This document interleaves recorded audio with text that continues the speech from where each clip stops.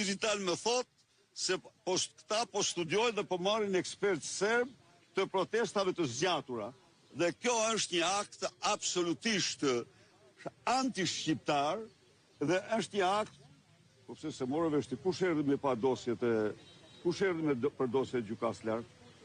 A më thu pak mua? Po mirë, këtë dy gjëra të ndryshme. Jo, po duken serb ty brapa diellit. Po ja dha dosjet në dorë, ai e mori. Kry eksperti serb erdhi në marr dosjet e çka ka, ajo është po edhe këta të kontraktuar, edhe këta i paguën vlora nëse i ka marrë.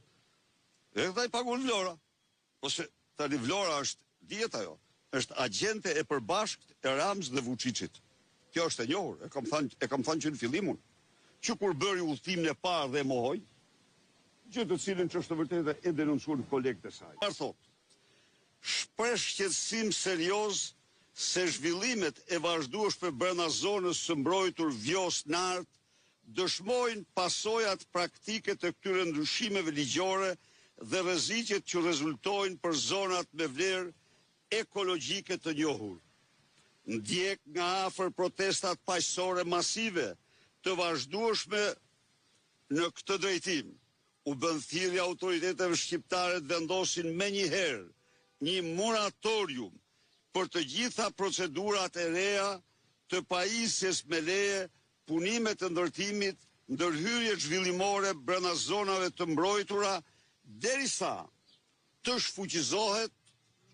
shfuqizohet dispozitat e papajtueshme të ligjit të ndryshuar për zonat e mbrojtura, në bazë të një kërkese të kahershme të Komisionit dhe Parlamentit dhe në përputhje me kriteret për benchmark, me standardet e kapitullit 27, si dhe derisa të garantohet përputhje e plot me standardet e Bashkimit Evropian për mbrojtjen e natyrës.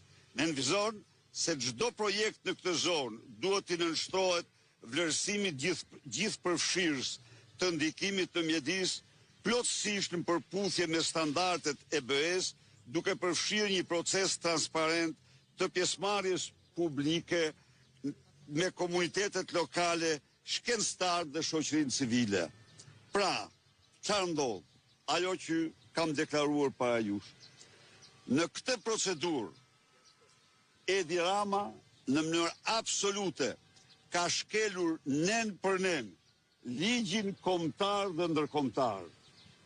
Dhe njerë theksoj, zonat, pejzazhet e mbrojtura janë zona në të cilat në rast se vendos zhvillimin,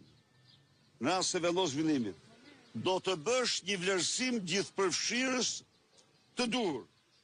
Dhe në qoftë se vlerësimi gjithëpërfshirës i dur rezulton se nuk mund t'i prekish.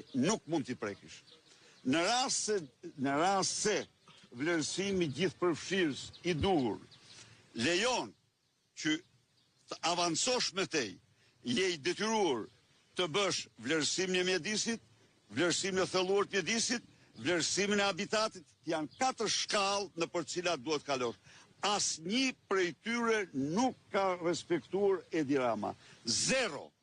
Tjetër, kërkon të këshillohesh me shoqërinë civile dhe komunitetin. Ka një konventa Aarhus e firmosur nga Shqipëria, e cila detyron çdo shtet që çdo veprim që bën të këshillohet me komunitetin. E pas këshillat me zvarritje. Këshilla me komunitetin ishte zvarritja sikur të mos ishin njerëz të protestuesve. Pra, askush nuk është kundër investimeve të huaja. Askush nuk ka qenë kurrë Partia Demokratike. Kemi qenë dhe jemi në përputhje me ligjin. Edi Rama ka shkel çdo ligj kombëtar dhe ndërkombëtar. E ka personalizuar dhe e vërteta është që përveç këtyre janë problemet e pronësisë që tashmë janë bërë të njohura.